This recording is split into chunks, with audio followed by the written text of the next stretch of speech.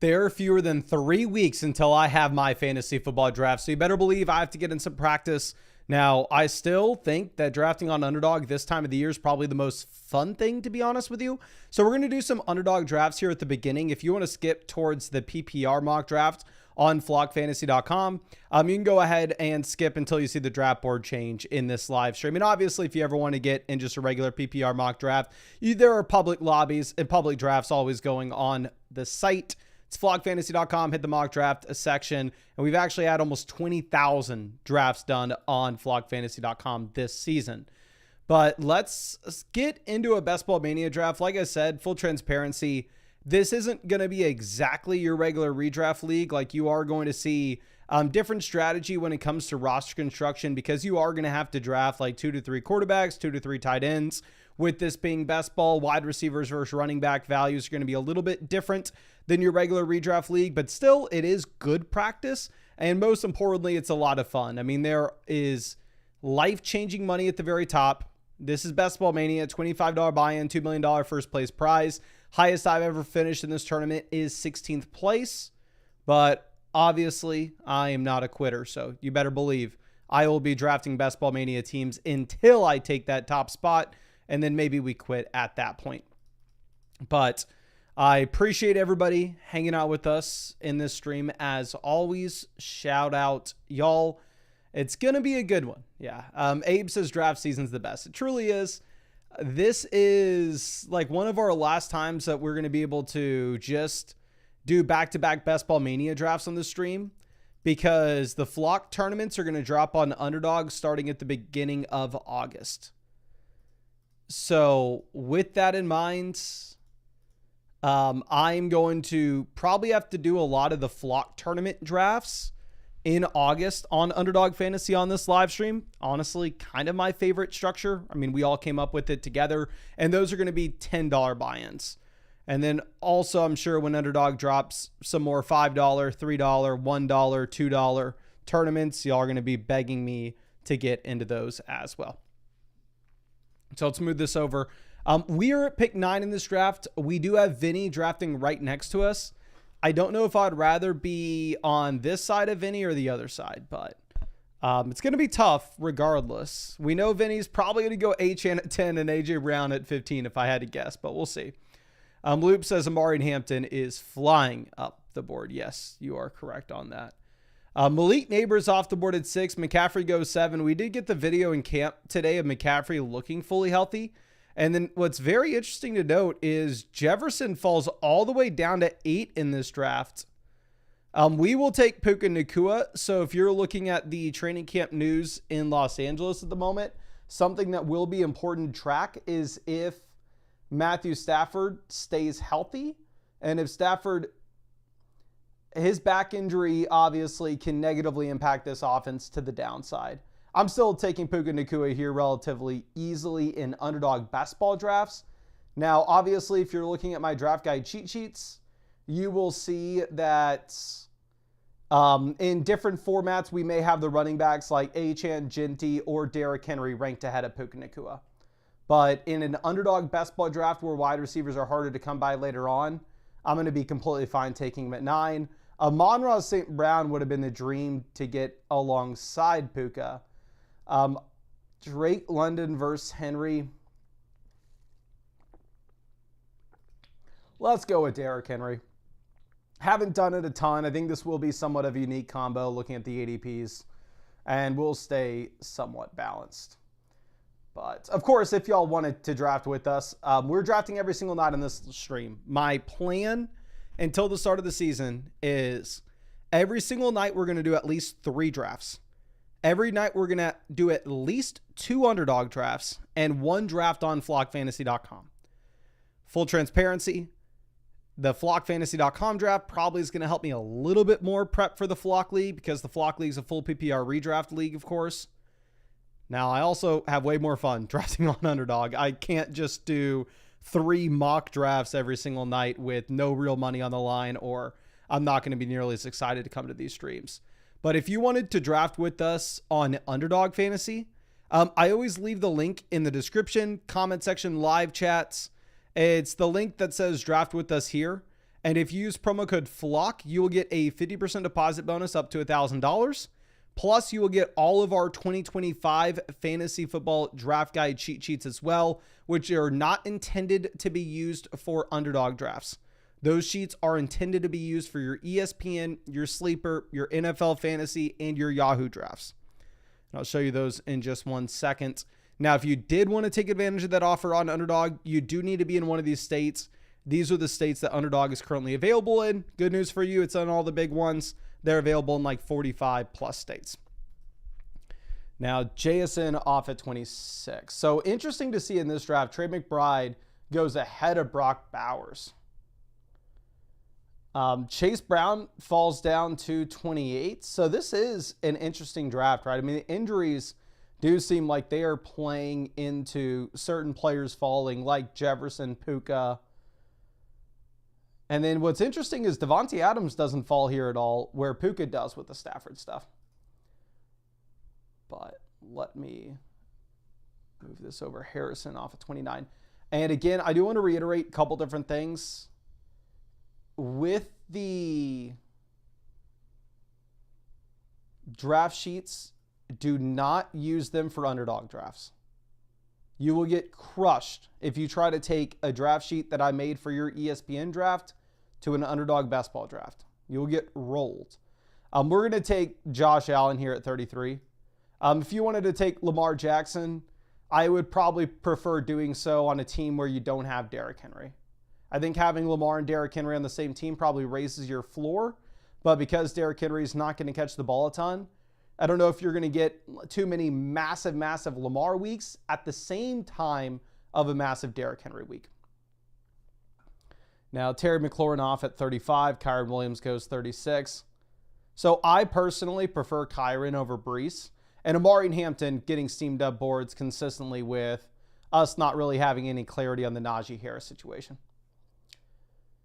Cameron says, what would happen if Best Ball Mania didn't fill in time? Okay, let me pull this up just to explain this real quick, because it is important. I don't think it's going to be important for Best Ball Mania. Best Ball Mania never has a problem filling. I'm not taking Rashee Rice here, but we only have one wide receiver through the first 3 rounds. In an underdog draft, that's going to be a little bit light, so we will take Mike Evans. So if you look at some of these underdog tournaments, one thing that's going to be very important to note is, like, if you're looking at the sprint, for example, it's a $20 buy-in with $1 million prize pool. The marathon, $15 buy-in, $1 million prize pool. On Best Ball Mania, $25 buy-in, $15 million prize pool.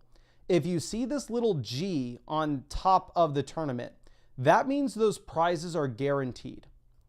So hypothetically, let's say, and this is not going to happen, at least not for Best Ball Mania, maybe some other underdog tournaments, but not BBM. They're just a ridiculous amount of people that will draft in it.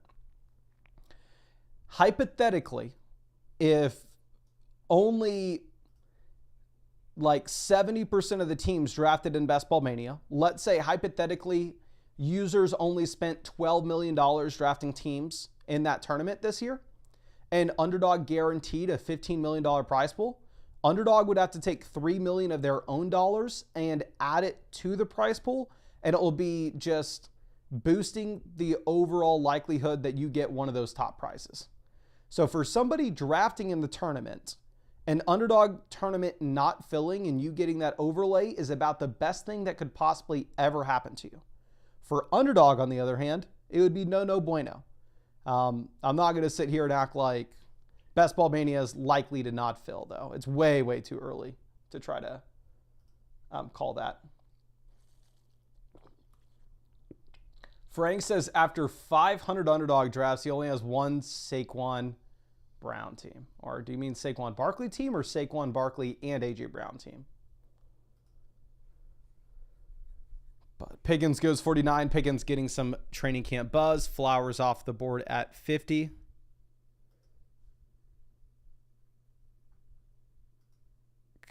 Okay. Braden says, Mason, is it possible to get gifted a membership on the website? I don't think so. And yes, we are going to do a mock draft on flockfantasy.com tonight. We'll do that at the very end, though. I think we're just going to go underdog draft, then a flock draft at the very end. Okay, Calvin Ridley off 54.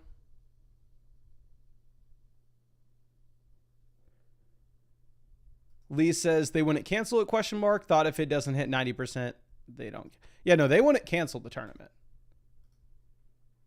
We're going to take Chuba Hubbard. So selfishly, if you like drafted in a tournament that gets only halfway filled and Underdog has to throw in like another $1 million in the prize pool, like I said, it's the best thing that could possibly happen to you. Horrible for Underdog, but I don't expect that to happen. So we're going to see what makes it back to us. I'm assuming we're going to have mix and slide. I actually am in some slow drafts, and I believe I had a draft today where I got Joe Mixon at pick 80 on Underdog. So given that mix and slide, him at 64 is probably not going to be my plan A. And y'all know this, but I am also not going to be taking Joe Burrow with no Chase, no Higgins. So our options here are RJ Harvey, Deebo Samuel, Jerry Jeudy. Looking at the upcoming round, we're going to have plenty of wide receivers to take. So it is a little nerve-wracking for us to go with the third running back while only having 2 receivers. And if we didn't expect to get a wide receiver on the way back at 81, I definitely would not do this. But I think it should be easy to get that wide receiver on the way back. Okay. Let's see. Deebo Samuel off the board. The Beretta says, how can I get the draft cheat sheets? So there are 2 different things. I don't know which one you're referring to. They're both posted on flogfantasy.com right now. So I posted the 2025 consensus ADP. This is a sheet that just has the ESPN Sleeper, Yahoo, Underdog ADP, and we average out all the ADP to come up with a master ADP. This is just one sheet, and this is completely free. You can access this on flogfantasy.com whenever you want. However, we did just also post the 2025 Flock draft sheets. These are a lot more in depth. This is the directory of it. There are about 50 draft sheets for you to figure out your exact league settings, the exact platform that you are drafting on. And what you'll do is you'll find your page in the directory. You'll go down to the very bottom and you'll go like, oh, I'm drafting in an ESPN league that's a 10-team format, blah, blah, blah. And you'll go ahead and this will be your power rankings for your specific draft. So again, with those specifically, for the love of God, look at the directory because every sheet is going to be different dependent on your exact league settings. Because what a lot of people don't understand is you should be valuing positions completely differently in a 10-team non-PPR league where you only start 2 wide receivers and 1 flex, as opposed to a 12-team league where you have 2 flex spots and it's a full PPR format. Like 2 completely different value sets when you're looking at positions. But both of those are on flockfantasy.com. One of them's free. The other one you do need to be a paid member for. We're going to have a pretty special offer dropping tomorrow for y'all on that. And also with the Flock draft sheets, the one that you have to pay for, we will be emailing them to everybody who used promo code FLOCK on Underdog Fantasy at the end of this week. I am just waiting for us to get done with the, and by us, I mean me. I don't know why we speak in us terms, but I need to get done with the Superflex sheets that we're going to add on there. And that way I can send out that email at once. So Reed goes, we are going to take Khalil Shakir here for the Josh Allen stack specifically. So now quarterback, we have Josh Allen. Running back, we have Derrick Henry, Chuba Hubbard, RJ Harvey. Wide receiver, we have Puka, Mike Evans, and Khalil Shakir. Hooded, long-time member of the flock. Happy to have you. Okay. Michael Pittman Jr. goes off the board to Vinny at pick 82. Desire best. Ooh, I need to email you back, my guy, the address for where we're doing the flock draft. Or shoot me another email so I don't forget after this live stream if you're still coming. But So y'all know there aren't only just my draft guides on flockfantasy.com. They're the draft guides for land, domain, FSE. Like there are 4 different draft guides you can get on the site. I am going to here. Let me just think. On the way back, wide receiver is just going to be non-existent for us. So we're going to reach. I understand that Darnell Mooney is dealing with a shoulder injury, and I know that he is falling much, much further than this in drafts at the moment. I understand that Tony Pollard is by far and away the better play. But because we've already drafted Derrick Henry, Chuba Hubbard, RJ Harvey, we took the elite quarterback with Josh Allen. We do need to get help at wide receiver before these guys are off in a best ball format in particular. But I posted my flock draft sheets for everybody that has a paid membership on the site. So if you don't have to be a mother flocker to get them, you can be a flocker. I can't guarantee that the other creators are going to do the same thing. They may put theirs where only mother flockers can get it. But mine you should be able to get with just a flocker. But to be honest with you, I would wait until the thing that we drop tomorrow. It's going to be by far and away the best deal that we've ever had on the site if you are a redraft person. If you're drafting like for a dynasty team and you're going to be using the site for 365 days a year, the best deal you can get is the annual mother flocker one for sure. But if you're just like, hey, I don't care about accessing the website or any of the tools and stuff in February, I only care about this stuff from August through December, then the 2025 season pass that we're going to drop tomorrow will be by far and away the best thing that you can get on the site.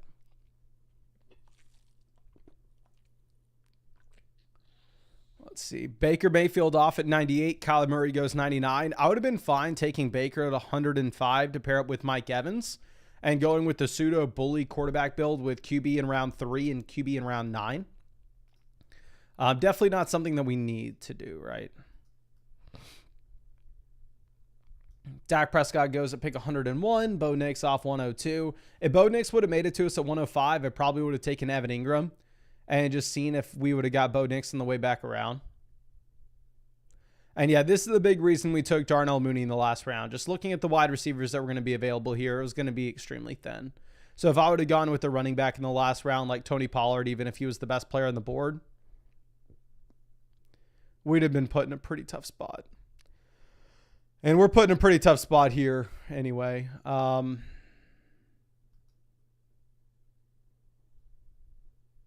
We're just going to say F it. We'll go Evan Ingram.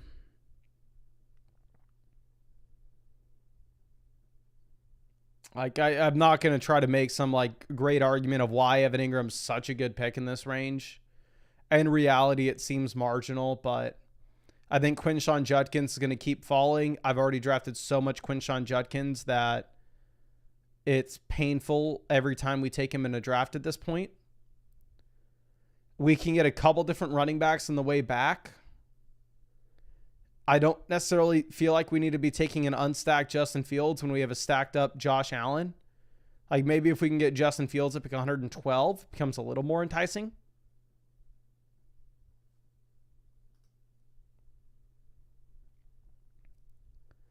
Okay, J.K. Dobbins goes 109.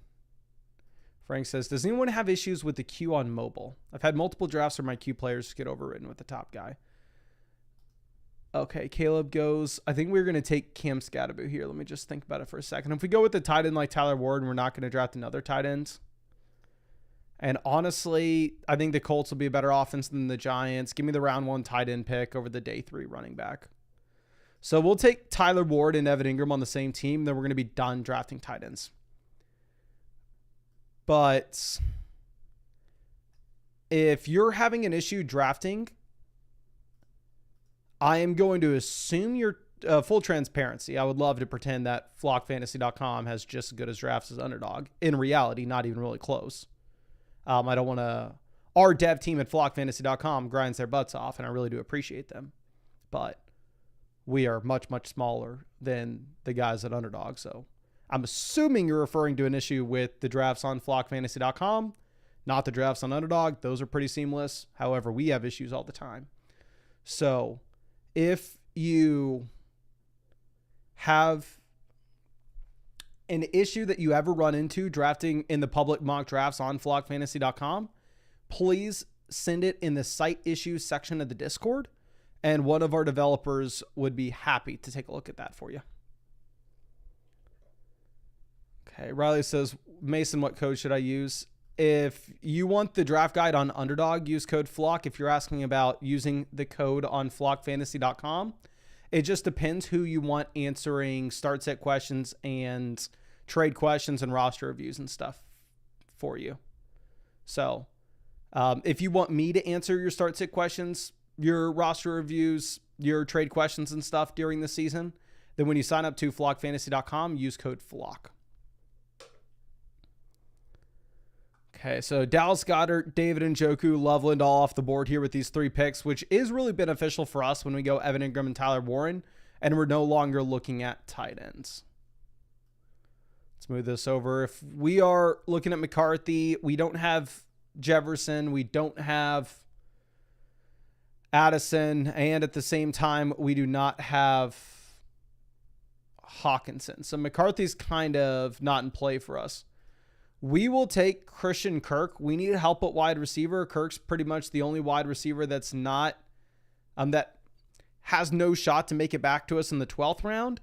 And also, Christian Kirk in this range is the only wide receiver where his quarterback hasn't gone off the board. Hollywood, Mahomes is already gone. Mims, Bo Nix is already gone. Kyle Williams, Drake May is already gone. So we will just take Christian Kirk and give ourselves a 1% chance that you have CJ Stroud making it back, but CJ Stroud does not. He goes to the Nico Collins team, which will happen the vast majority of drafts. Okay. Oh, Pitt's getting steamed. Pitt 16 picks before ADP here.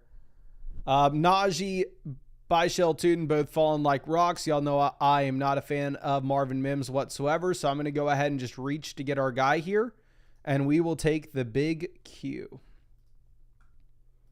And I'll be happy to do so as well. And I know I've done this a bunch, and it's hilarious, the victory lap before the season's even started. But we called so early in the offseason when Marvin Mims was getting drafted like 4 rounds ahead of Quentin Johnston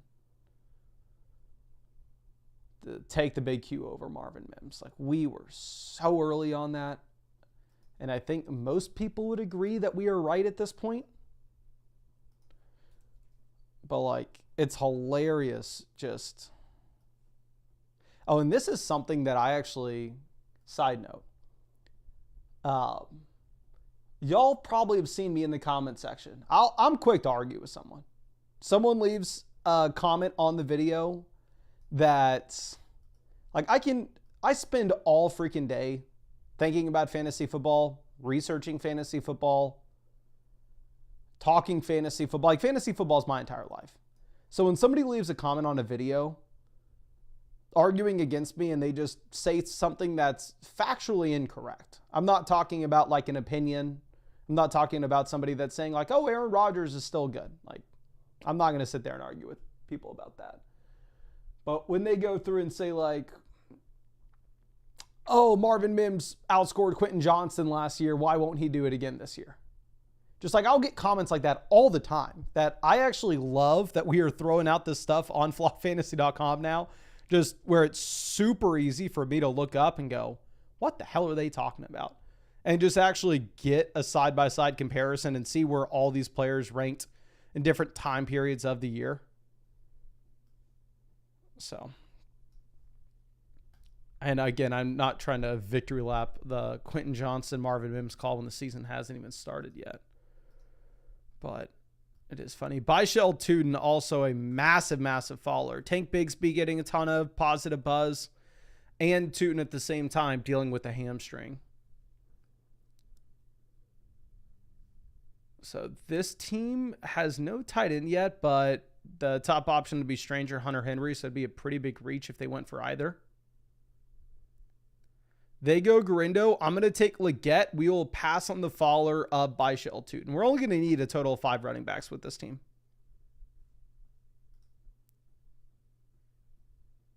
Okay.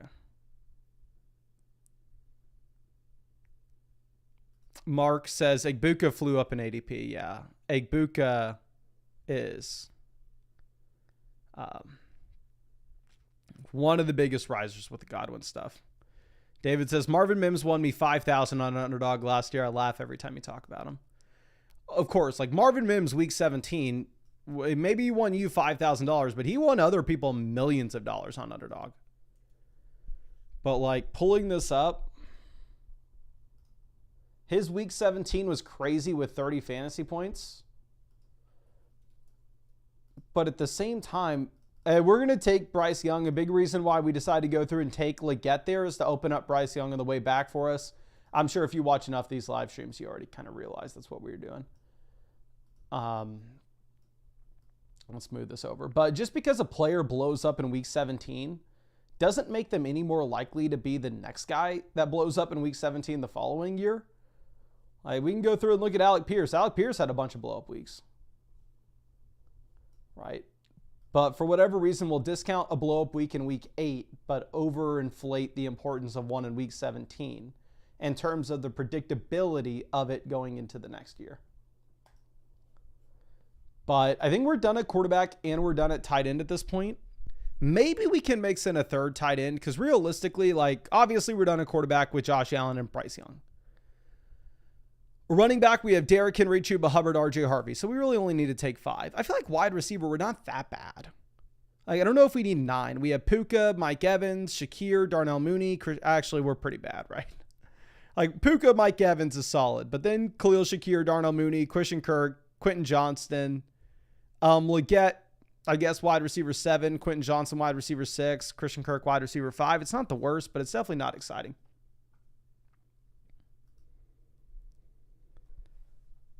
Okay. Jalen McMillan goes 172. Rico Dowdle off at 173. Let's move this around. So we know at the very minimum we are taking 8 wide receivers. Possibly that number is going to get to 9. We will see.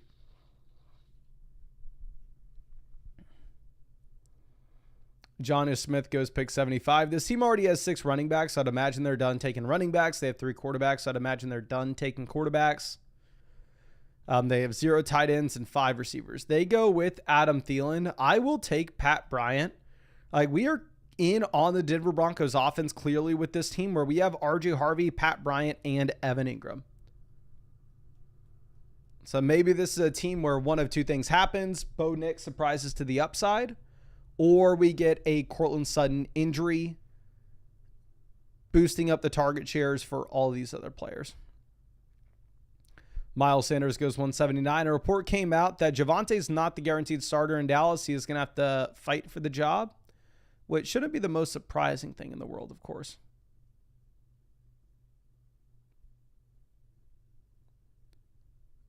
Okay, Michael Wilson goes 180. So realistically, like, we could maybe push it and go with 6 RBs. I know nobody else would. Everybody else would stop at 5 here.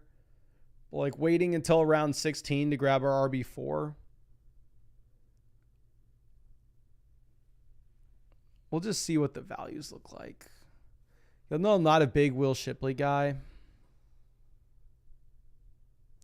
Shipley goes, so we wouldn't have got him anyway. I think we may take Brashad Smith. He's getting positive buzz out of Kansas City. Jesse says, why do you believe stacks are good? I've always been curious. So stacks are beneficial for any fantasy football team that you draft.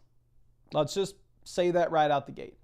And the only scenario which a stack is not beneficial for you is if your league has a brutal last place punishment, where if you get last place, you have to get a tattoo.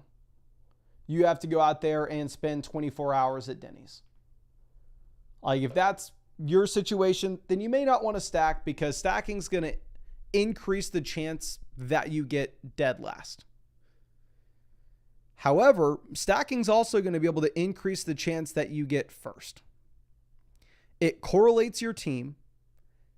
It's where you take a second player that's attached to a direct result of a player that you took earlier in your draft. So as an example, I take Josh Allen here in round 3. If my team's going to be good, Josh Allen needs to be good. The Buffalo Bills offense needs to be good. So it makes sense to take Khalil Shakir here in round 7.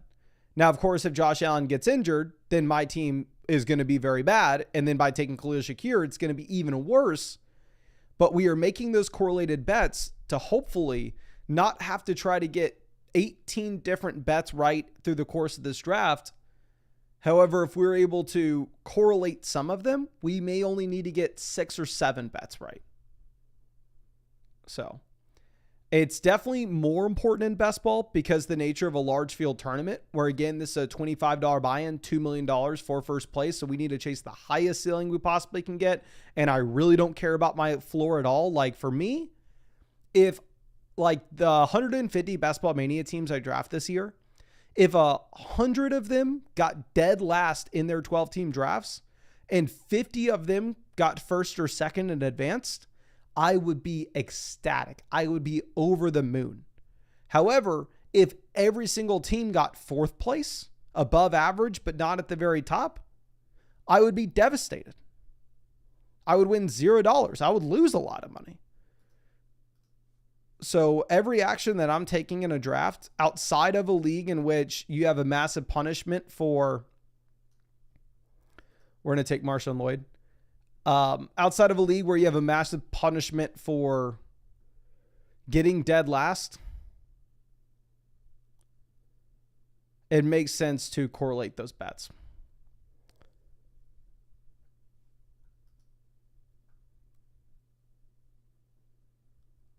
Yes, I agree. Says no glaze, but perfect explanation. Thank you, my friend. And again, like correlating your bets makes sense in your regular fantasy football league as well. If you're just in a 12-team ESPN league, because you have to beat 11 other guys to win the league.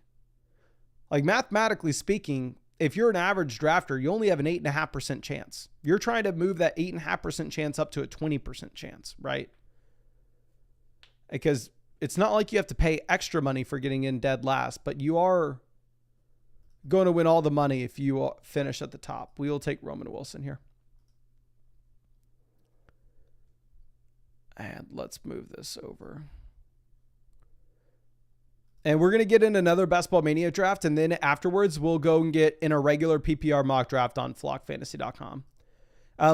Earlier, whenever we started mixing in the regular redraft mock drafts, we had been doing an underdog draft, a regular redraft mock, then an underdog draft. But honestly, it's kind of easier for me if I just go back-to-back underdog and kind of stay in the same mindset.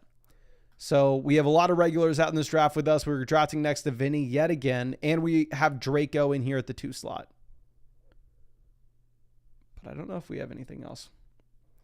Zach says, Mason doesn't know anything. He's never won a Best Ball Mania title in his entire life. That is true. I don't know if you want to listen to me because I have never won BBM. It's a sad fact. But a happy fact is there's a first for everything, and I will win Best Ball Mania this year, and then y'all never see me again because I will ride off into the sunset a champion. Yeah, technically there have only been 5 Best Ball Mania drafts. 5 Best Ball Mania winners. Technically there have been like 1 million teams drafted, blah, blah, blah. But it is embarrassing that I have not won. I'll tell you that much.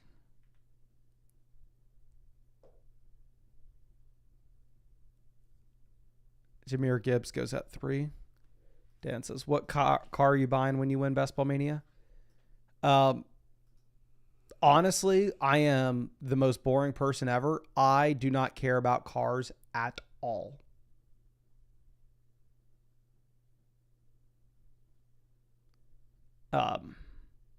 Like I still drive the car that I got when I was 16 years old. Like my car is like 15 years old at this point. If I won Best Ball Mania and I won $2 million, I would still drive the same car. I don't care about cars.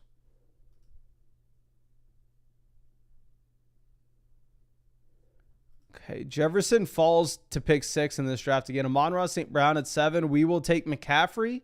I was already taking McCaffrey over Puka, but with the Stafford back injury, I think that this is an even easier call. And also, it is nice to see the CMC little hype video from training camp. Not going to lie about that. Y'all know we have a lot of McCaffrey. And McCaffrey's a perfect example of somebody that can win you one of these tournaments. Like, I mean, hell, he won me a $100,000 tournament on Underdog a couple years ago. Like, let's pull this up. Like, with McCaffrey, so far through his career, it's been a very binary outcome. He either wins you your league or he gets injured. Like, rookie season, he was the RB3 in points per game. Year 2, the RB2 in points per game. Year 3, the RB1 in points per game with 29.45 points per game. That is unbelievable. Then he gets injured. Then the RB2, then the RB1, then he gets injured. So, talking about just shooting for the highest ceiling possible and ignoring the floor, McCaffrey's kind of the perfect example of that. Now, of course, at the same time, just because it's been that binary outcome through his NFL career so far, where he's either been a league winner or he's gotten injured, it doesn't guarantee that that's going to be the case this next season. But we do know that he has a higher ceiling than pretty much any other player that we've seen in fantasy football. Okay.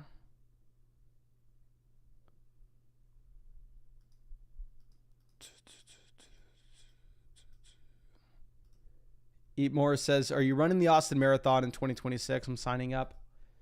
Ooh, let me show you all this. I actually texted this to Sal earlier today. So I had a bunch of meetings. We are grinding away to try to get this offer live for y'all on flockfantasy.com, that season pass. Like I said, we've never done anything like the offer that's about to drop on the site. It's realistically way too cheap, and the other creators convinced me into it, but we shouldn't have done it. But I had to be working on all that with the developers this morning. So I did not get to run today until like 2 or 3 p.m. when it was 95 degrees outside, and got a 13-mile run in. And like whenever I trained for the 100-mile ultra marathon and whenever I trained for the Ironman, I only did long endurance stuff with never any speed work. And I still ran a 2:54 marathon, which is pretty fast. But I'm going to try to do well in a marathon this year. And I signed up for a 50-mile ultra in Austin, November 2nd. It's the Lady Bird Lake Ultra. Let's see what happens here. Okay, we're going to go Garrett Wilson. Y'all know I never draft him, but it's actually a little more appealing now with the Justin Fields fall, where we can possibly get Fields at a decent value. But I've been mixing in some speed at the end of my workouts. And today I sprinted a mile at the very end of like a 13-mile run, and it was like 95 degrees out. And my heart rate got up to 199.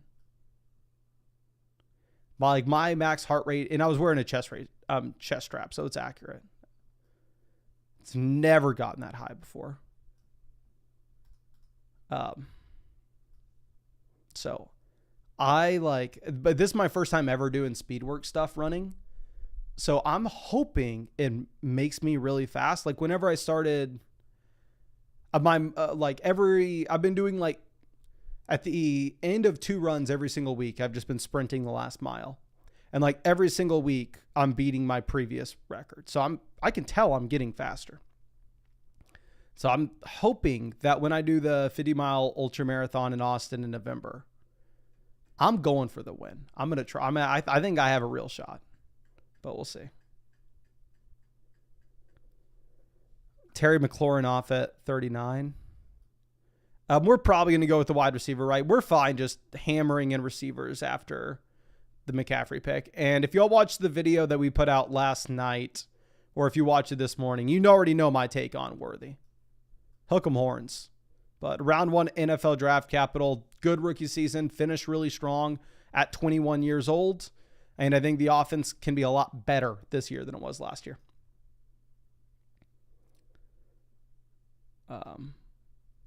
Scott says he went in 434. Never doing that again. I think you should shoot for it, my guy. Try to crack 4.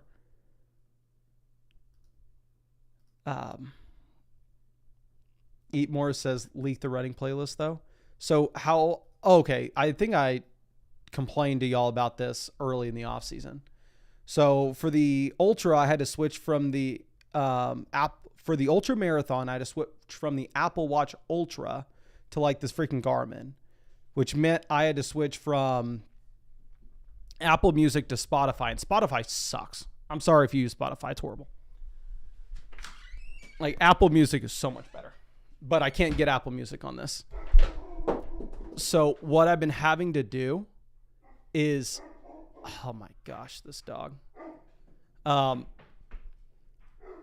been having to make playlists because I can't listen to like albums. Where when I had the Apple Watch, I would just pick an album I wanted to listen to that album, and pick a new one.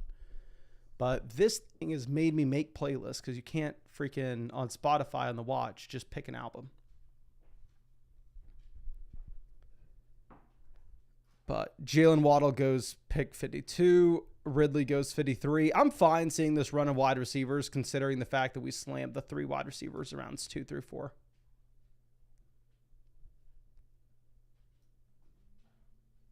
Okay, Kelron on the clock. Do we want Flowers? On the way back, the running backs aren't as appealing. We'll take Flowers. Especially where you look at this team. This team has 3 running backs with Genty, Henry, Kyron, so I don't think they can go with another running back here. So there are a couple different running backs I'd be excited about at 65, and I think we're more likely to get the running back on the way back around as opposed to the receiver. And if it was a full PPR redraft league, I'd take Kamara. I don't want to be close. Steven says make the album into the playlist. So what I've had to do is I've had to take all the artists that I like and I just add all of them to a playlist. So I'll just click the artist. I'll click the artist, hit shuffle. It will take me to a random song in their catalog, and then I'll turn off shuffle so it'll play through their album, but it's not always the first song in the album. Okay. Mark says, what shoes do you wear for race day? I wear the Saucony. I'm not the person to ask, okay? I've only worn one carbon-plated shoe ever, and that was the Saucony Endorphin Elites. And the only reason I wear those is because whenever I was signed up for a marathon and I realized I wanted to wear carbons, I looked up on YouTube and I just watched some YouTube videos, and that's what people recommended. But it may not be the best for you, to be honest. So I'll do your own research. And I'm sure maybe by the time it would have been crazy to get Kamara there. Do we just take Olave? I'm not going to reach on Caleb Johnson. I'd rather have Olave over Caleb. Offense is going to be garbage, but you have a great profile overall. And also, we have Drake London. We have Garrett Wilson. Might as well draft all the 2022 wide receivers.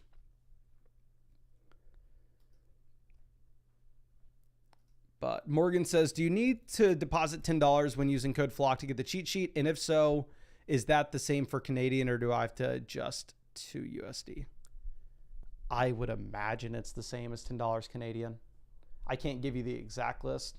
So I think I've told you all this in the past, and yeah, if we would have got Kamara at 65, this would have been a perfect team, but sadly it doesn't happen. But essentially, Underdog every morning sends me an updated list of all the email addresses for people who have signed up and deposited $10 on Underdog Fantasy in the year 2025. I've never clarified with them if that includes $10 Canadian or that has to be $12 Canadian to convert it to USD. I would imagine $10 Canadian is just fine. Interesting to see that Team Out 1 go 7 wide receivers in a row. That is objectively bad. Do not take 7 wide receivers in a row. Whatever you do, do not take 7 receivers straight. So this may push down some other values of other positions to us, which actually may not be a bad thing considering the fact that, I mean, hell, we already have 5 wide receivers through the first 6 rounds. We have London, Garrett Wilson, Xavier Worthy, Zay Flowers, Chris Olave. So we're chilling at wide receiver.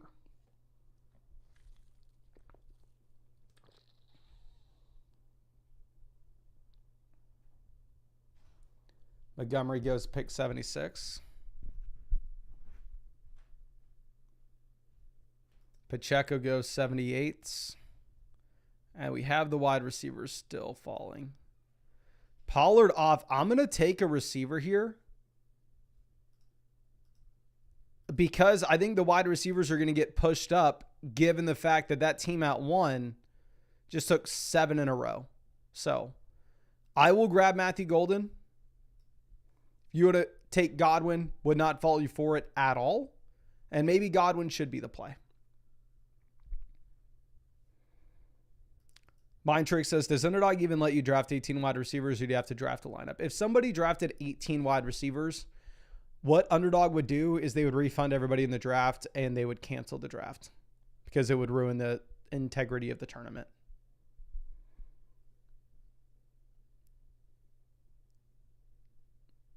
Hayden says, where can you donate from to read your chat? You can't. We've turned off super chats on YouTube. I try to read as many free chats as possible, but there's no way for you to like donate a super chat on YouTube to get a question read. So Darnell Mooney goes 85. Michael Pittman Jr. off at 86. Like I said, my theory where we decided to take Matthew Golden is because the team at 1 going rogue, we are going to get some wide receivers flying earlier than ADP. And we do see that with Mooney, Pittman, Ayuk, Brian Robinson goes. Patrick Mahomes will be the very, very easy click here at pick 89, considering the fact that we have Xavier Worthy. So now we have Mahomes at quarterback stacked with Xavier Worthy. We have McCaffrey as our anchor running back. And then we have London, Garrett Wilson, Xavier Worthy, Zay Flowers, Chris Olave, Matthew Golden at receiver. And this is where this draft's going to get fun. Because we probably only have to draft 6 wide receivers with this team now. Like when Matthew Golden is your wide receiver 6, you're chilling. And good news for us, the next few rounds, they have a lot of running backs, a lot of quarterbacks, and a lot of tight ends that I like. So this is going to be exciting. So team 1 decides to pivot over and start going with the running backs. They take Travis Etienne and J.K. Dobbins as their first 2 names. Which I want to also say, like, if you were to be in an underdog draft and you were to go 6 wide receivers in a row, and then those are the only 6 wide receivers that you draft, like you draft wide receivers rounds 1 through 6, it may not be the best, but I can't say it's bad. I have no idea. It very easily could work out. What I know is not going to work out is taking 7 in a row.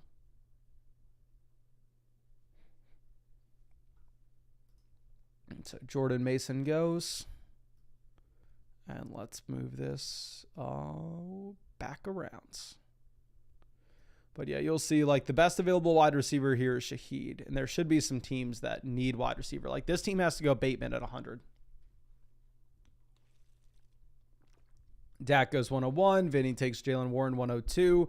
Baker Mayfield goes. Travis Kelce will be an auto pick for us. We are already in on the Chiefs offense, having Patrick Mahomes, Xavier Worthy. Kelce falls behind ADP. We have no tight ends. There is nothing to think about. There's nothing to discuss. We take Travis Kelce and we move on. Shaheed goes 106. Good for us. Good for us. I think we're going to have a couple exciting options make it back. Like there are so many different ways we can take this. I think this draft's going to be very fun. Brock Purdy goes 107. We definitely could have gone Brock Purdy to pair up with McCaffrey.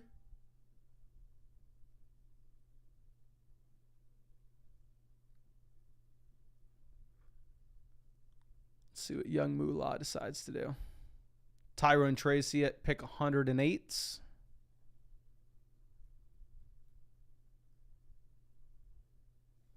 Mind Trick says this team's yearning for a Zach Charbonnet selection. I mean, we are going to get 6 running backs with this team.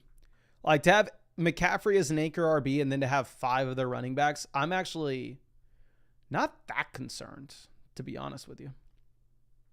I'm not going to sit here and act like we have a strong running back room. Obviously, we don't.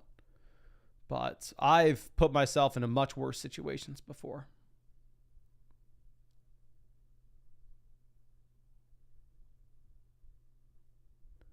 Trevor Lawrence goes 110. I was not interested in Lawrence. Caleb Williams goes 111. I was not interested in Caleb. So let's see what this team right ahead of us does. And yeah, the wide receiver values are just so far thrown off in this draft. Team of 1 taking 7 straight and us taking 6 straight. Justin Fields is not a pick for us. We get him 10 picks past ADP. Justin Fields used to go at the end of the ninth. I'm sorry, the end of the 8th, the beginning of the 9th.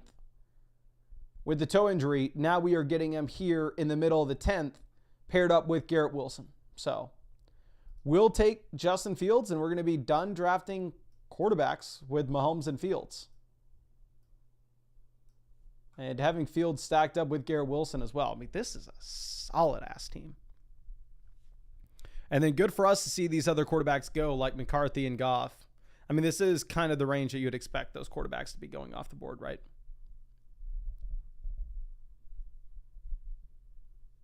Okay. Sidon says, if CMC crushes, this team will be amazing. My favorite thing to see with McCaffrey, and I'm not saying that McCaffrey has any shot of doing this next year. But, like, let's pull up the best running back seasons that we had this past season. What? It was Bijan, Barkley, Gibbs, Derrick Henry. These were the best years that we had in fantasy this past year.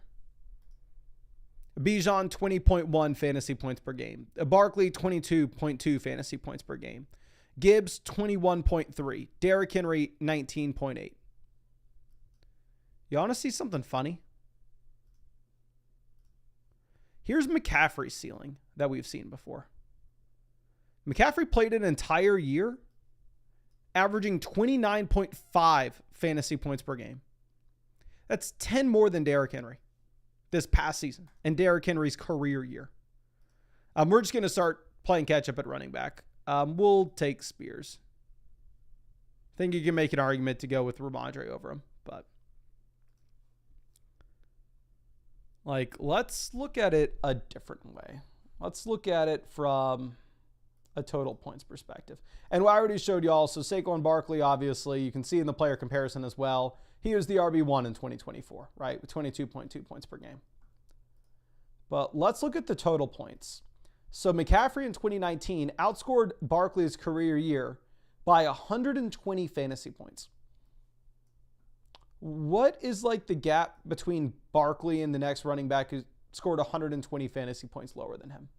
So we're looking at a running back that scored like 230 points. Okay, slightly worse than him. So the gap between McCaffrey's best season ever and Barkley's best season ever is larger than the gap between Barkley and Chuba Hubbard this past year. Just to contextualize exactly the ceiling that McCaffrey has to absolutely crush.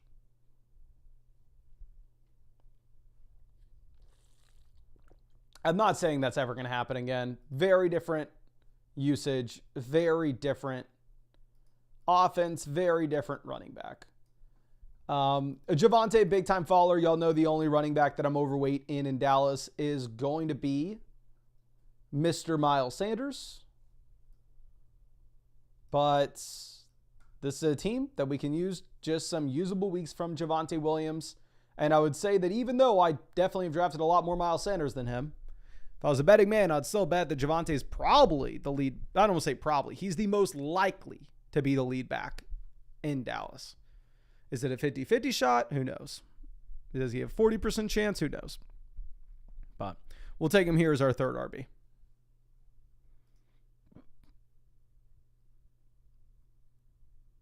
Mind Trick says, who's your bet to lead the backfield in Jacksonville? So obviously Tank Bigsby's getting all the steam at the moment. My bet to lead the Jags backfield, though, would be Travis Etienne, if it was just not cost adjusted.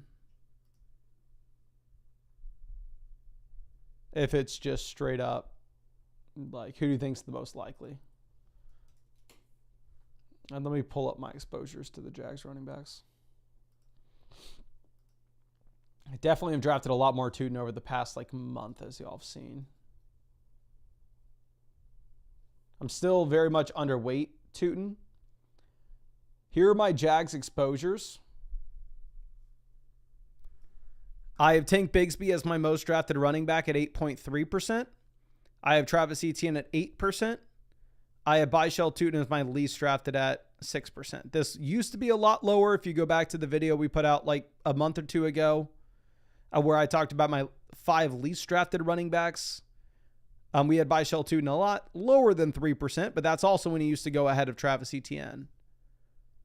And his price point's been a lot more reasonable as of late, so we've been able to draft him. So Dallas Goedert goes 150. Kelron's going to give us Rashad White. Rashad White, I think, is very similar to Tajay Spears. I think he'd give us some usable weeks. And then at the same time, if the running back were to go down in front of him, could have a very nice ceiling. And we're just playing catch up at the running back position, right?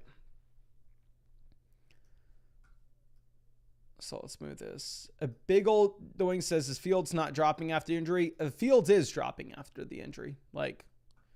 Justin Fields used to go up here next to Bo Nix at the end of the 8th, the beginning of the 9th. Here he falls to the middle of the 10th, which is the same thing that we saw in the last draft. So, yeah, Fields has fallen due to the injury. But so far, quarterback, we have Mahomes double stacked with Worthy and Kelsey. We have Justin Fields stacked up with Garrett Wilson. Running back, I have Christian McCaffrey, Tajay Spears, Javonte Williams, Rashad White. Wide receiver, we have Drake London, Garrett Wilson, Xavier Worthy, Zay Flowers, Chris Olave, and Matthew Golden, wide receiver 6.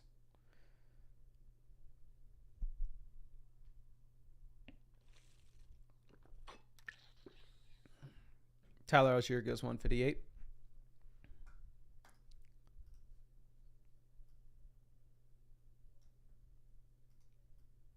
Tank Bigsby goes right before us. Bigsby would have been my selection here at 161, but I think instead we will monopolize all the touches in the Dallas Cowboys running back room if Miles Sanders is not relevant. Now, the reality of the situation is Miles Sanders could just be the straight up dude this year, and Javonte and Jaden Blue could be straight up zeros. But grabbing them in the 12th and 14th rounds does not feel like the worst thing in the world. And looking at my Dallas exposures, I don't have a single Dallas Cowboys running back over 7%. DJ says, how can I get your flock draft sheets? So there are 2 different ways. First way is if you're a paid member of flockfantasy.com, you should be able to get them. Now, with that being said, we have not dropped the 2025 season pass just yet. So to be honest with you, if you were going to get them through being a paid member of flockfantasy.com, I would probably hold off and just wait a day. Hopefully we have that pass out for y'all tomorrow. And there you'll just go to the recent post tab on the site and you'll get them from there. For the love of God. Okay. Whew. Thought I lost connection for a second. If you use promo code FLOCK on Underdog Fantasy and made a $10 deposit, they are just going to be emailed to the email address you signed up to Underdog Fantasy with.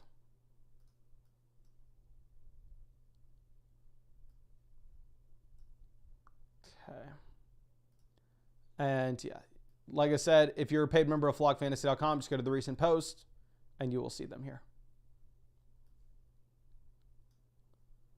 Rico Dowdle goes 172. I still think we can take 6 running backs on this team. But since we're only going to take 2 quarterbacks with Mahomes and Fields, I'm probably going to take a 7th receiver, even though we said we weren't.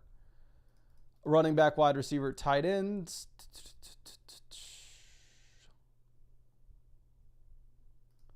Hook 'em horns. We'll take Roschon as our 6th RB and we'll call it a day. Get 2 Texas Longhorn running backs on the squad and get 2 Texas Longhorn wide receivers on the squad with Jaden Blue, Roschon Johnson, as well as Xavier Worthy and Matthew Golden. And then we'll just be looking at 2 tight ends and a wide receiver to cap this draft off. This is one of my favorite Best Ball Mania teams I've ever drafted, or at least this year. Like quarterback room, great with Mahomes and Fields. Running back room, we have the anchor and then a whole lot of randomness. Hopefully a couple of these guys can emerge between Tajay Spears, Javonte, Rashad White, Jaden Blue, Roschon. And then wide receiver, we have Drake London, Garrett Wilson, Xavier Worthy, Zay Flowers, Chris Olave, Matthew Golden, and we have Travis Kelce at tight end. So we have strong correlating pieces through the entire team. Great roster construction. I think a team with a lot of upside. I love the squad. Young Moolah goes Dimey Brown.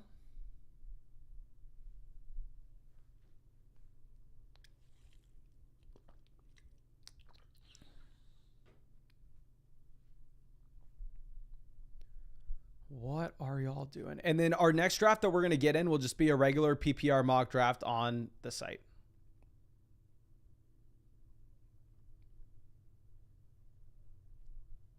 Jonnu goes 183. I think I would have taken Jonnu over the stack here, but with Jonnu going, we'll just take Mason Taylor for the Justin Fields stack. But if y'all wanted to get ready to get in our next draft, like I said, the drafts on flockfantasy.com are free. These are just PPR. I mean, you can do a non-PPR, you can do a half PPR, you can do whatever you want. But these are just public mock draft lobbies that you can get in at any time. You can go up against bots with the draft simulation. You can start a private draft with your friends. But let me see how many drafts have been done. I checked earlier today, and it had been almost like 20,000.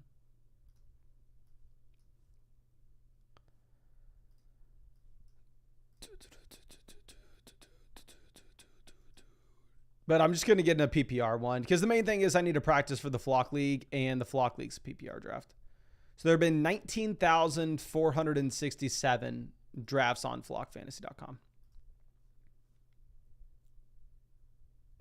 Jalen Royals goes 195.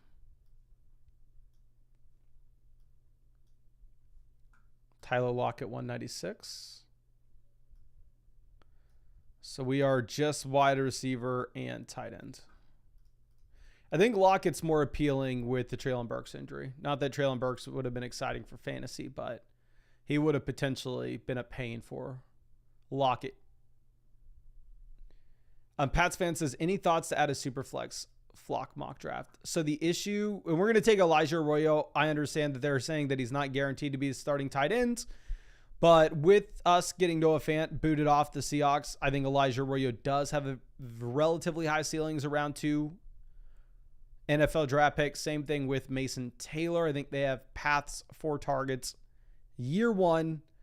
And with Elijah Arroyo, an added bonus is a lot of the Best Ball Mania drafts that got done in April, May, June, and the beginning of July while Noah Fant was still on the team, Elijah Arroyo had not been getting drafted.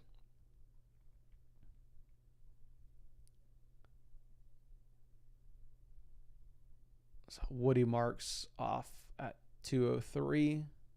So Woody Marks now in play yet again with the Mixon injury.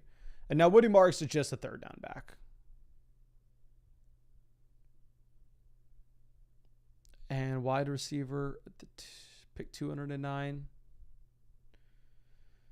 Maybe some people would want to go Troy Franklin, go get your Denver bring back with your KC week 17, blah, blah, blah. I kind of just want to go get my favorite player, to be honest with you.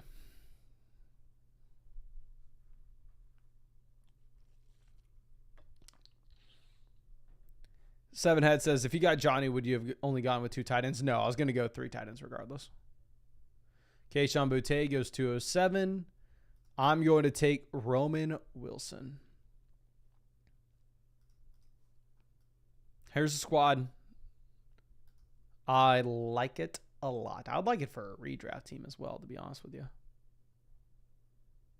Like, I like this team a lot.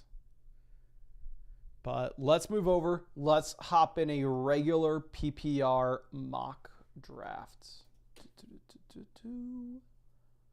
Go to the site, hit mock drafts on the sidebar. Move this down.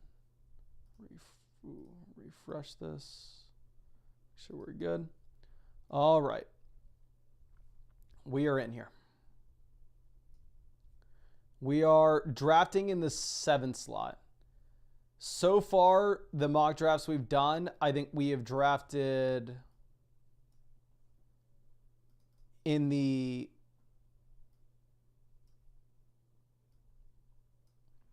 '11 slot and the 6, and maybe we've done somewhere else. But I think this is our first time doing a PPR mock draft at pick 7. Okay. We got Tristan in this draft with us at 11. We got King Rubes in this draft with us at 6. JDP in at 1. Mind Tricks wasn't able to get in. I'm sorry, my friend. But thanks for drafting with us, guys. Again, I really need to practice here. I wonder if... Here's what I'm going to do. F it. I'm going to use one of our cheat sheets, because that's realistically what I'm going to do for the Flock League is I'm going to grab a cheat sheet. I'm going to print it out and then cross it off as we go through. So we're going to go other. This is a 12-team PPR. I'm going to treat it as a start 8 because that's what the Flock League is. So let me copy and paste this because I don't want to actually edit it with you all seeing. And, oh, shoot. So we're on the clock.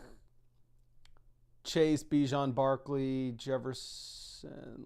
Actually, Jefferson would be the highest ranked player on the cheat sheet. So, sorry, let me pull up this. I'll show you all how I'm using this as well. I just need a blank slate. That way I can cross these players off without ruining the main file that y'all use. Okay, and this is what I'd recommend you do as well if you're going to like do your draft on your computer for your main redraft league, is use like the draft cheat sheet like this. So this is one of the 50 that we have. I'm pulling this for these rankings. So these are gone. Who else? I'm just going to be crossing off these players as they go and testing this sheet to see if there are any adjustments that we need to be making. So this is going to be a 12-team PPR start 8 league. So the Flock League is a league with 2 flex spots and 2 starting wide receiver slots.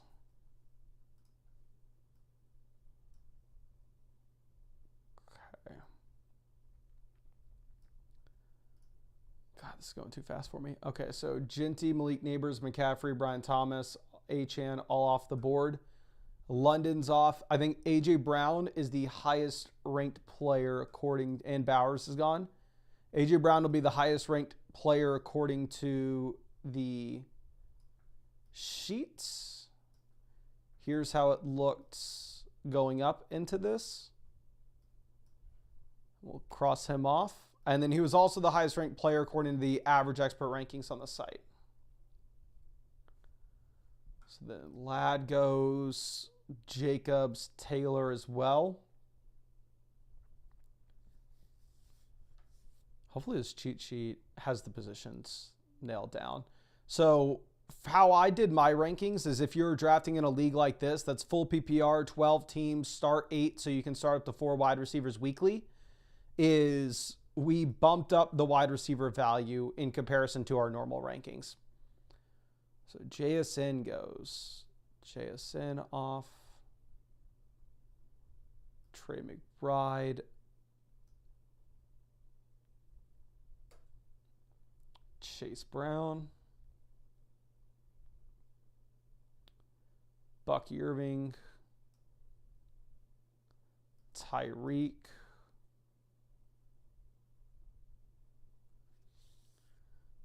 Amari and Hampton off the board. So Hampton's getting steamed even in this. Brees Hall goes.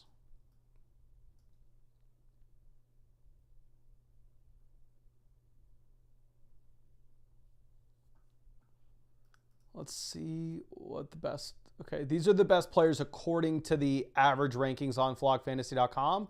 If you wanted to sort by my rankings, you would go ahead and hit the sidebar, hit Mason Dodd. But my rankings on the site, again, in terms of how the positions are ranked against each other in the overall rankings, will be different league to league, which is what you should use the sheets for when you're drafting. If you're looking at the draft cheat sheets at the moment for this league, I would have Lamar Jackson ranked as the highest player, not only in my own rankings, but also taking into account the site-wide ADP as well. So we're going to take Lamar Jackson here at the 307. And when we take Lamar at the 307, one thing that you could consider is we know we're not going to take another quarterback off. I mean, we're not going to take another quarterback, right? So all of a sudden, I can just go through and on the sheet, I can remove all the quarterbacks knowing that I am not going to be looking at them personally for my team.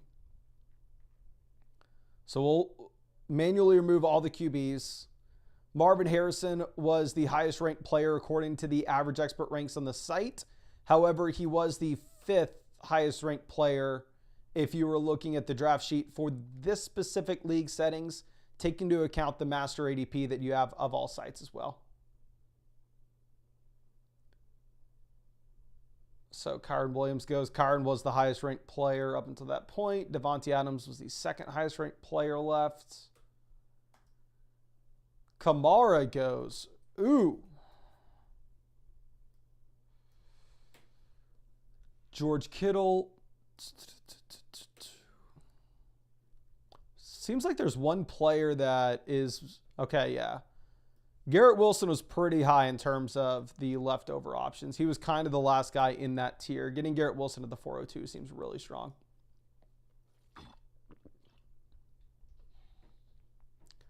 Sarlt says, how much time did it take to make all those?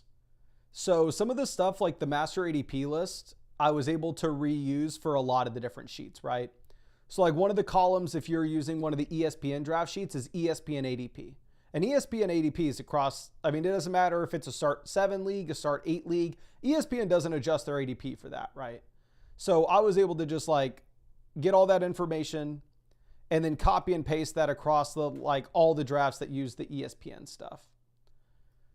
The most time consuming part, okay, I have James Cook ranked as the highest player by a decent little tier on the draft cheat sheet at the moment. He is much further down below if you're just looking at the average expert ranks on the site, but we're going to use our draft sheet and I'm going to see exactly what team we walk away with. Because again, this is what I'm going to be using for my own draft. So James Cook 406 feels decent as well, knowing the wide receivers who should get back to us. But the most time consuming part of making all the 50 sheets was making all the adjustments of like, okay, well, I already know my overall rankings for on flockfantasy.com. But we need to make all the intricate adjustments for the differences between like a start 7 and a start 8 10-team league.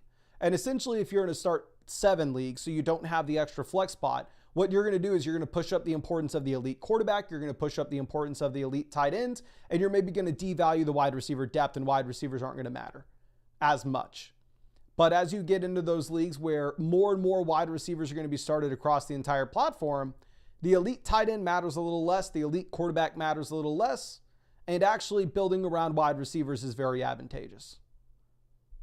So which is why if you go back and look at our specific strategy in the Flock League last year, I went heavy into drafting wide receivers because we were exploiting the league format that we are drafting in. Okay. Ridley goes. It is fun to be tracking this stuff on the sheet so we can see the reaches too. cross of Sutton and Hubbard. Travis Hunter. Yeah, we had on the sheets DJ Moore the best or the highest ranked player there. Yeah, DJ Moore was the falling value for sure. George Pickens.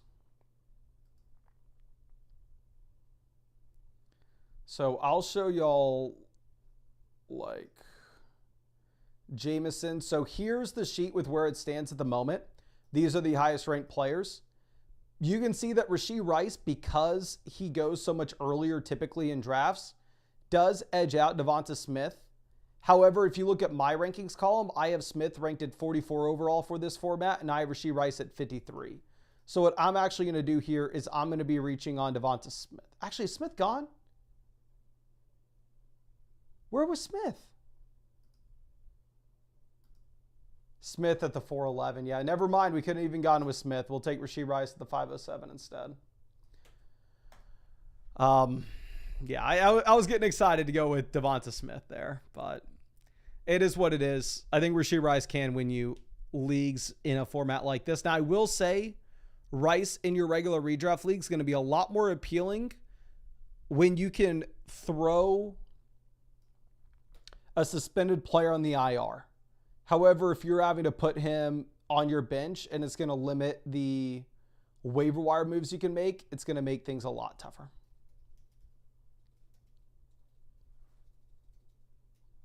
Okay, Burrow, we've already crossed off. Flowers was the highest ranked player that we had left on the board.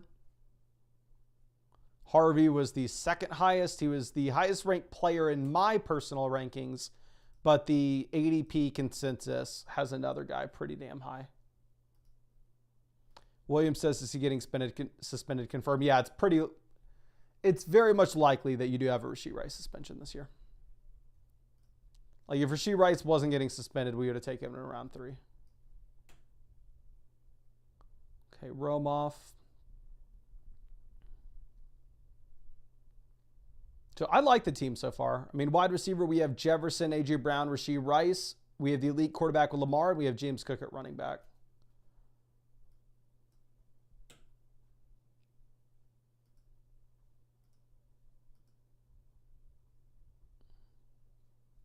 Frank says, Rice turned himself in initially. I don't expect a lengthy suspension. He literally crashed into somebody's car and ran. Joe Mixon's the highest player according to the draft sheets. However, with that being said, never mind, Caleb's gone. So we will take Mixon. I was going to say, if you're looking at the draft sheets at the moment, it goes Mixon, then Caleb Johnson. I have Caleb Johnson ranked much higher than Joe Mixon, though. I have Caleb Johnson at 57, Joe Mixon at 64. So I was going to take Caleb personally. But as that's gone, you still have a very high ADP for Mixon across all these platforms. But I'd expect whenever we push out that next update with the updated ADP for everything, Mixon will be a little bit lower. But obviously, Mixon dealing with the foot injury, also a very big faller at the moment. Olave was the highest ranked player according to the average expert ranks on the site. Jennings goes down off the board. I have Downs ranked at 77, and his average ADP across all platforms is like 110. Just absolutely wild. Pacheco goes. Am I missing Montgomery? Did Montgomery go, or is he falling?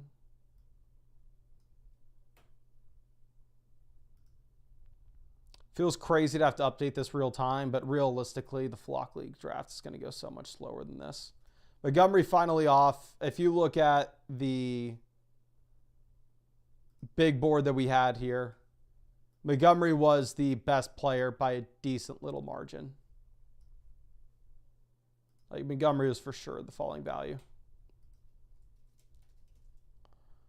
Brian Robinson, seeing Mahomes off is good for us. Again, I've already crossed off all the quarterbacks on my draft board now that we have Lamar. I mean, we can go with the quarterback in the last 2 rounds, but definitely not looking at a quarterback anytime soon.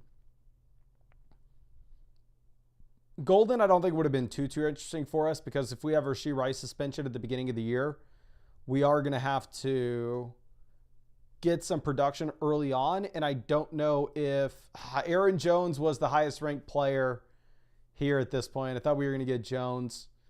We will pivot over, and yeah, Jerry Jeudy is the highest ranked player according to the average expert ranks on the site. And Jerry Jeudy is the highest ranked player according to our draft cheat sheet. So we will take Jerry Jeudy as our fourth receiver at the 707. I like Jerry Jeudy a lot more in a full PPR format than I like him in a half PPR league. This half PPR league, the touchdown upside is going to matter a little bit more. Here, you're hoping that he's just going to get volume. So Hawkinson off.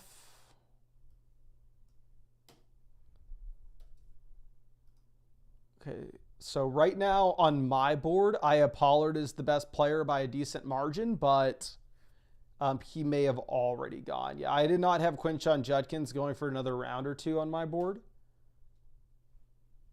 Did Pollard already go and I just missed scratching him out? No, Pollard finally goes. Great value on Pollard. I had him at 75. Ricky Pearsall. I have Ricky Pearsall ranked at 81, but his average his average platform ADP is 92, so that dragged him down a bit. Okay, I'm liking how our team's turning out so far with this draft sheet. I'm sorry, I'm probably going to do this with a couple different... maybe we can try a 10-team league. Oh, that's going to be good for me. What I'll do in the live stream tomorrow night, it won't help my own draft, but maybe we can try like a 10-team non-PPR mock draft on the sites, and I'll use one of those draft sheets and make sure that we have that dialed in for y'all as well, for the people that are going to draft on a platform like that. Okay. Tracy goes.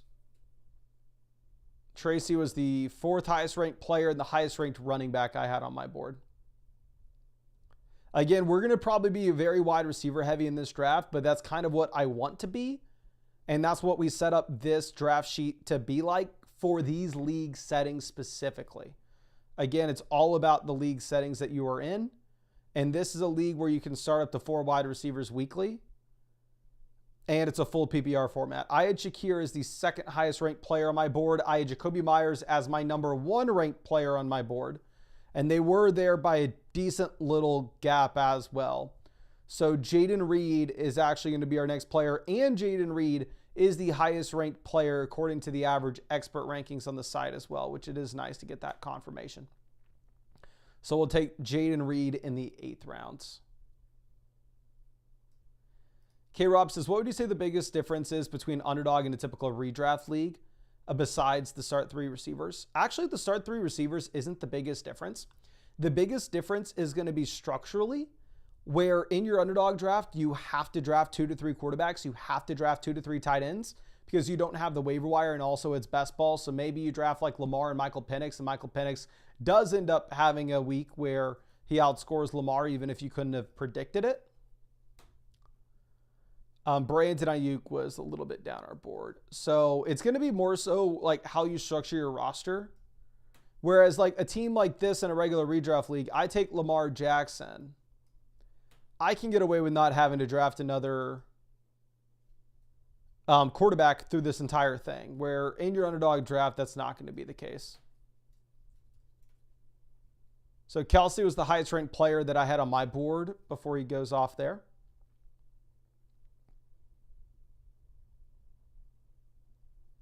Dak Prescott goes 902. Also, let me know if the microphone sounds bad here, because I broke my microphone stand a long time ago, like a month ago at this point. So I've been having to just like lean it against. I have like the microphone on a pole leaning against my chest. Like sitting on the chair. So I definitely need to get a new one, but Tyler Warren was pretty far down my board. I'm actually a little surprised to see Tyler Warren go there.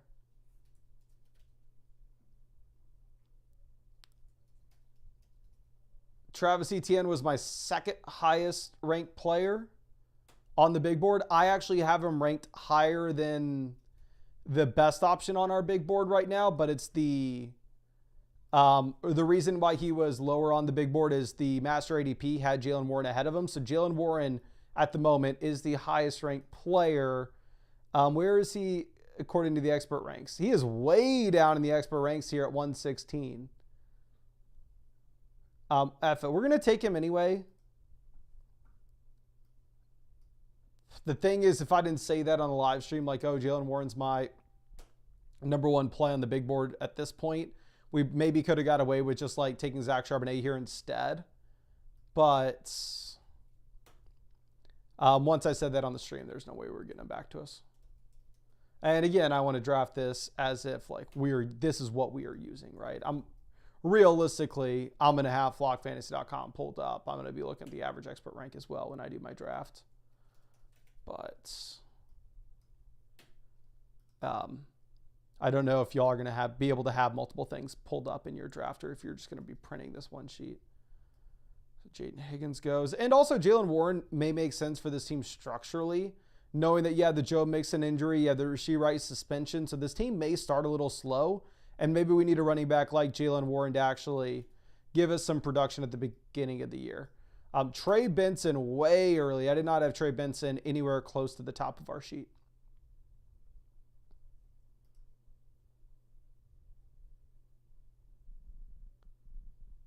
Okay, see people saying that the 904 was a mistake on the draft. I'll refresh and see. The 904 looks like Keon Cole for me. I'm sorry if the site bugged out and you didn't intend to take Keon. So we have Mark Andrews as the highest ranked player on our board at the moment by a decent margin as well. Especially Evan Ingram and Darnell Mooney both off. So like it's Mark Andrews and it's not even remotely close at this point on our big board. And we don't have a tight end. And at the same time, we have Lamar Jackson, so we can get the Lamar Andrews stack. So this is working out well.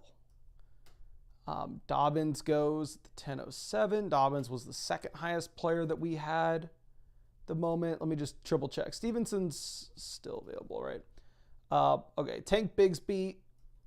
We had much lower than this, but given the reports out of Jacksonville, this will be a big time riser, of course.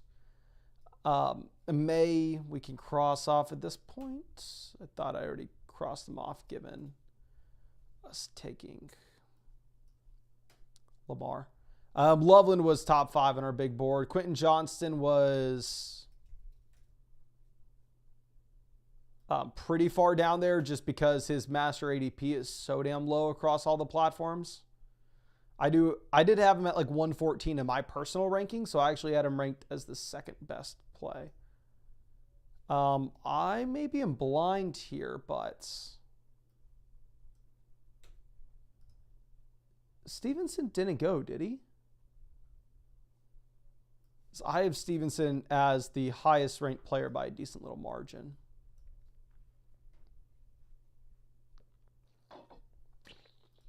Hollywood Brown. Also, by the way, if you're like using any of the draft sheets or the master ADP stuff, I titled on all the sheets Marquise Brown, Hollywood Brown, just because that's how I think of him in my head. But if you like Control F, Marquise, you're probably not going to find him. Spears, I got to be losing my mind, right?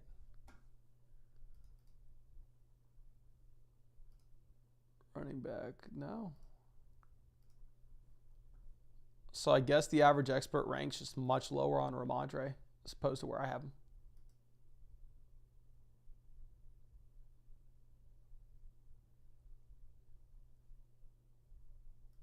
Okay, Fields, 1104. Ferg gets the new contract. Ferguson was not the top tight end on my board. Stevenson goes. I would have taken Stevenson. So now that Stevenson's off, Tucker Kraft is our highest ranked player, and I'm completely fine going with a tight end here in round 10 and a tight end in round 11. So now, wide receiver, I have Justin Jefferson, A.J. Brown, Jerry Jeudy, Jaden Reed. Running back, we have James Cook, Joe Mixon, Jalen Warren. And we have the elite quarterback with Lamar Jackson. And tight end, we have Mark Andrews and Tucker Kraft.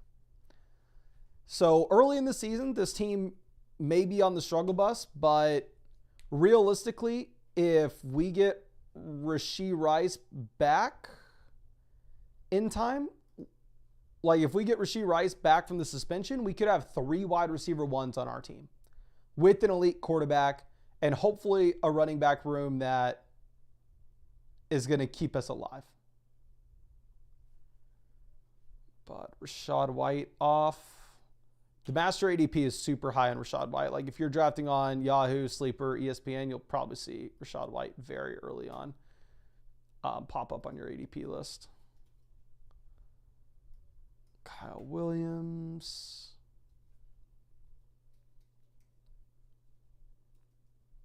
Tootin, Caleb. I can go with the second quarterback again. When you take like an elite quarterback like Lamar, Josh Allen, Jaden Daniels, Jalen Hurts, you definitely don't need to. But you can.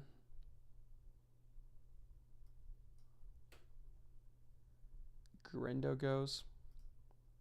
And what I'm going to do for myself is I'm going to cross off all the tight ends on the cheat sheet just because I cannot take another tight ends where we already have Mark Andrews and Tucker Kraft. There'd be no reason for us to look for another. So we're going to cross them off.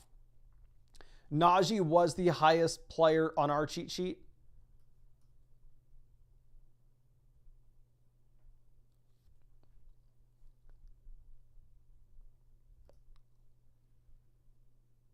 Let's see what happens.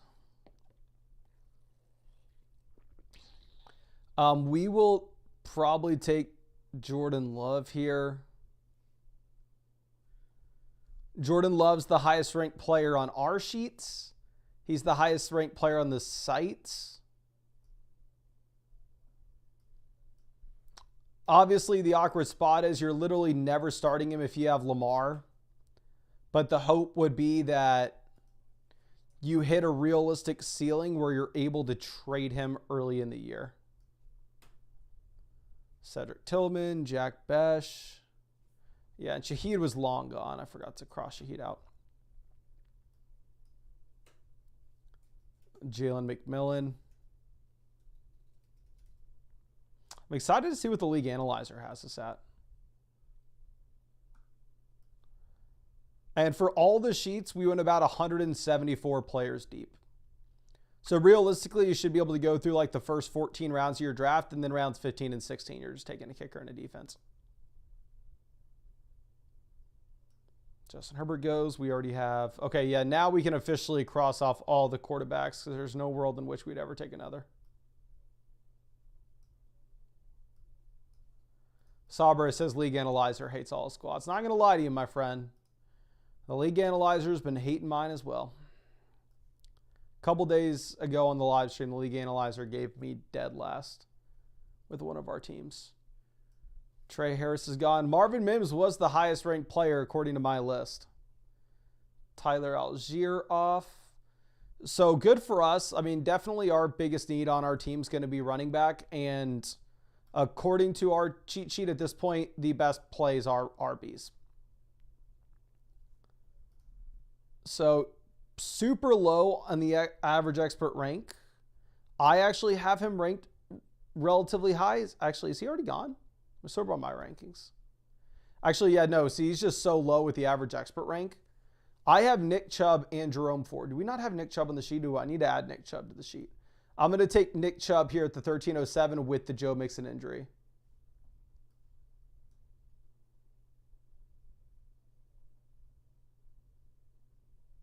Okay. Dallas got it at 1309. Owen says, what do you look forward to more, the flock draft or best ball? Legitimately, the flock league draft is what I look forward to more than any other day of the year.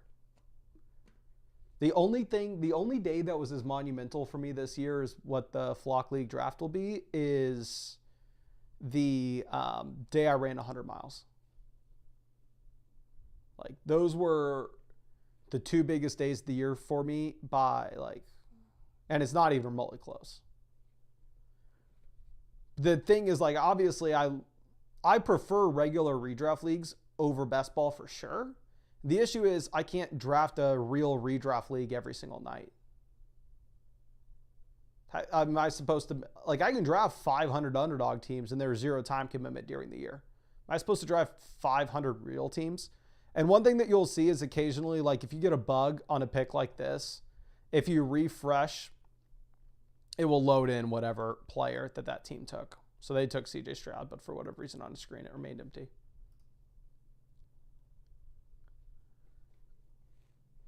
Okay, Pat Bryant goes with the 1403, Miles Sanders 1404.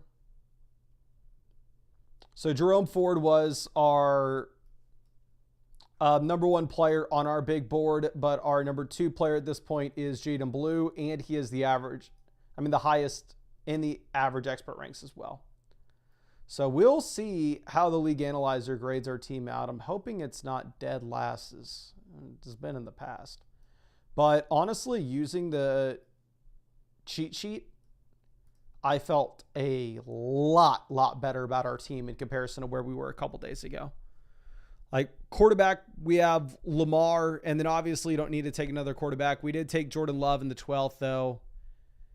Realistically, in my league, trades happen very often. I think if Love started super hot, I could potentially trade him. Tight end, we have Mark Andrews, Tucker Kraft. I really like that tight end room. We have both our quarterbacks stacked with our tight ends. We also have Jordan Love stacked with Jaden Reed, so we were making a big bet on the Packers offense. Wide receiver, I have Justin Jefferson, A.J. Brown, Rashee Rice, Jerry Jeudy, Jaden Reed. So realistically, we could have 3 wide receiver ones on this squad. Running back, we have James Cook, Joe Mixon, Jalen Warren, Nick Chubb, and Jaden Blue. So I really like it. Adil says, do you have a cheat sheet for a dynasty startup? No, but we do have I have my dynasty rankings posted on the site as well. And I keep those updated too. Ooh, hoo, hoo. Usually the league analyzer has been putting us near the bottom. Now we get some respect. Putting us in at the 2 slot. The JDP team is in at 1, but we are in at 2. They're saying that we have the best wide receiver room, the best quarterback room. We have a bad running back room, an average tight end room. Let me sort this by my rankings. According to my rankings, I'm still the number 2 team, but I am not going to stress about this whatsoever. Thank you, League Analyzer, for putting some respect on my name. Thank you for not embarrassing me like you have in the previous few live streams. And thank you for the draft cheat sheet actually leading to a good team, because it would have been so embarrassing if I was sitting here promoting these draft cheat sheets and then we drafted a garbage squad. So I like the team. Happy with it. And thank you for everybody drafting with us. Again, we'll say a couple different things with this. If you wanted to get in a practice draft for your main fantasy football league, go to the mock draft tab on the side. There are public mock drafts running, PPR, non-PPR, at PPR. Dynasty startup drafts, of course, as well. There have almost been 20,000 drafts done on flogfantasy.com this year. And we really didn't start pushing this until like a week ago. So hopefully you're not having to wait too long in your drafts, and it will only get better as time goes on to the start of the season. And also, if Iceberg One of Bags says some ESPN content would be amazing. If you want that ESPN cheat sheet where you can go ahead and you can actually look at my rankings for your exact league settings, have it averaged out with the ESPN ADP and the Master ADP to get you a solid draft board to use specifically when you're drafting in your ESPN league, go to the 2025 Flock draft sheets, go to the glossary. The ESPN sheets will be the first 12. But look, if you're in a 10-team league, 12-team league, PPR, half PPR, non-PPR, start 7, start 8, and make sure you're looking at the right sheet for you there. But I think that's all I got for you. Again, I will say that what our plans are up until at least the flock draft, because I need to practice for those main redraft leagues, and I still want to have fun in these live streams, is the first 2 drafts every single night we're going to do on Underdog Fantasy. Definitely a lot more fun. Real money up for grabs, which I get excited about. Y'all know that. And then the last draft, we'll just do a regular PPR mock draft, or maybe we mix in some 10-team mock drafts, et cetera, et cetera. But appreciate y'all hanging out with us. I may or may not have time to record a video tonight, or maybe I walk the dog, brush the teeth, and go to bed like a normal person. But appreciate it, ladies and gentlemen. And also, if you were going to buy a subscription to flockfantasy.com, I wouldn't do it right now. Tomorrow we should have that deal that drops. That's a lot cheaper for y'all, and definitely the cheapest and best deal that we've ever posted on the site. Probably a mistake to do it on our part, but we're doing it anyway. But much love. Appreciate y'all, and really hope I get to see y'all out with the live stream tomorrow.